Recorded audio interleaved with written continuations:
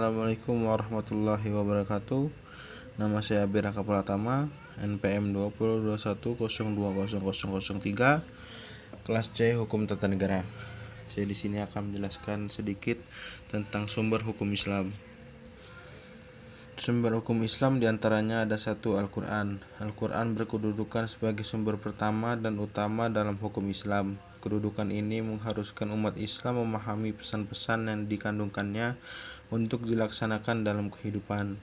Hal tersebut juga diperlukan sebagai upaya mengatur perilaku manusia, baik yang berhubungan dengan manusia ataupun makhluk yang lainnya, secara horizontal.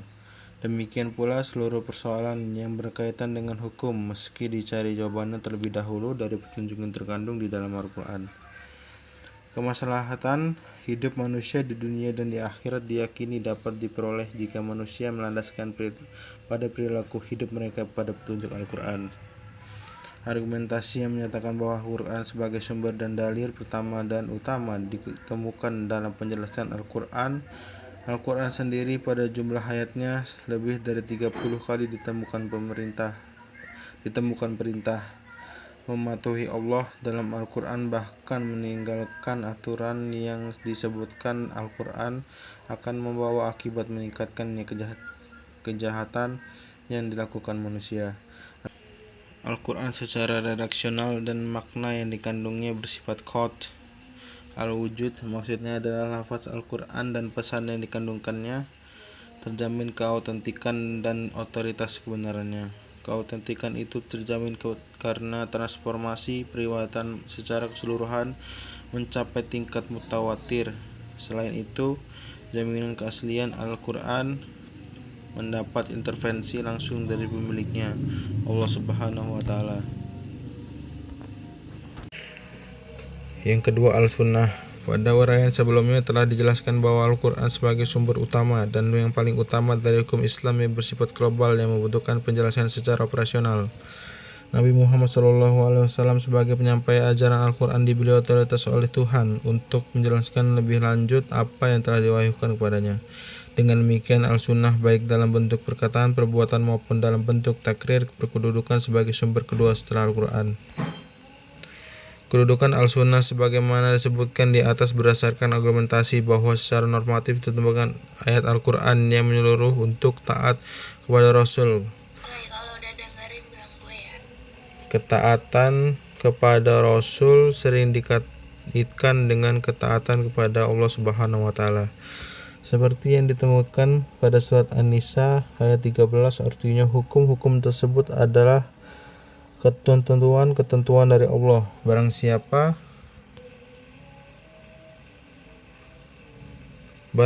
taat kepada Allah dan Rasul, niscaya Allah memasukkannya ke dalam surga. Al-Quran sering menetapkan beriman kepada Rasul sama dengan kewajiban beriman kepada Allah Subhanahu wa Ta'ala, disebutkan dalam surat Al-A'raf ayat 158. Penegasan Al-Quran juga menyebutkan bahwa perbuatan Rasul berdasarkan wahyu yang diturunkan kepadanya, seperti yang disebutkan dalam Al-Quran An-Najm ayat 3 yang artinya, dan tidaklah ucapkan itu Al-Quran menurut kemauan hawa nafsunya. Yang ketiga, akal dan proyeksi ijtihad. Pengertian akal.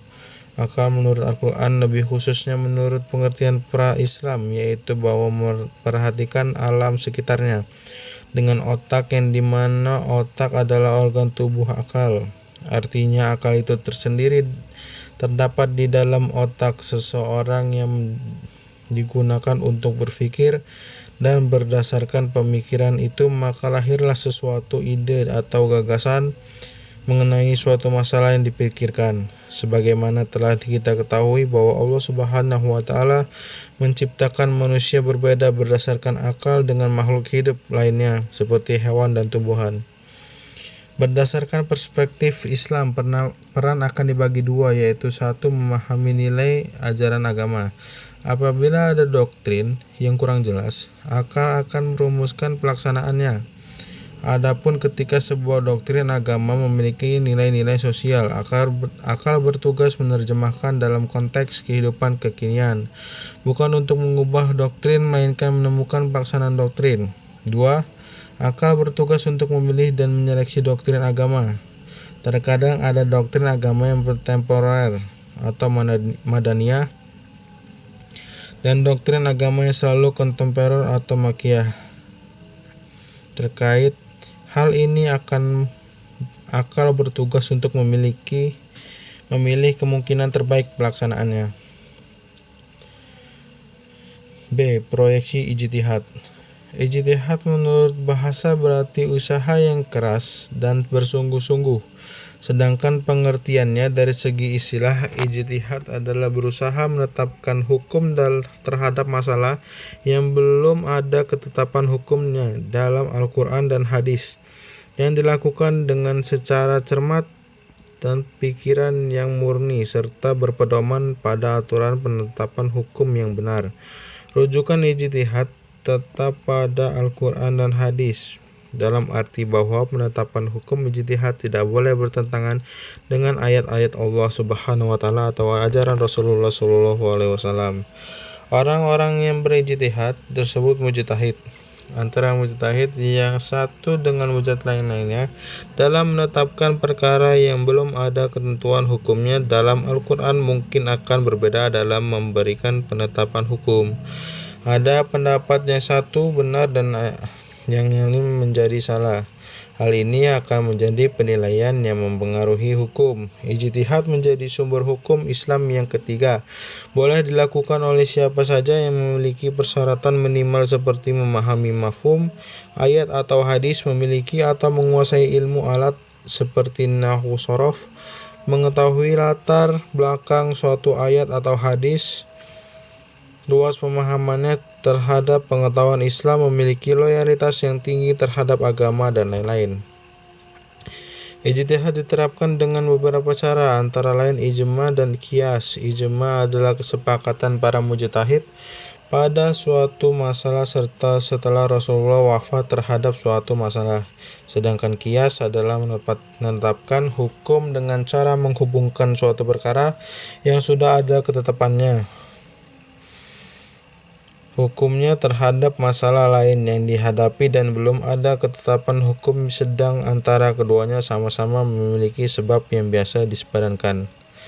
Sekian penjelasan dari saya. Apabila ada kesalahan saya mohon maaf. Kepada Allah Subhanahu wa taala ampun. Wassalamualaikum warahmatullahi wabarakatuh.